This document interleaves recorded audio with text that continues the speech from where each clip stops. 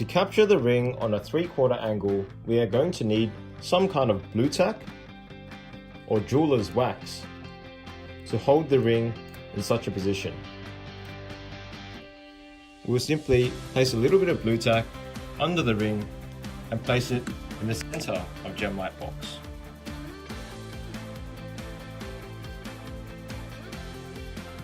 Next, the reflector will go back on. Smartphone goes in front. And again, tap to focus, brighten up as required, and capture. And just like that, we have captured the 3/4 shot of this ring. Now, many of our customers always tell us they don't like to see the blue tack. There are two main ways to get rid of this kind of tack or wax. The first way is to be a little bit more crafty and use a smaller amount of the wax. The second way, you can send it to us for retouching. We will polish it up for you and remove the tack.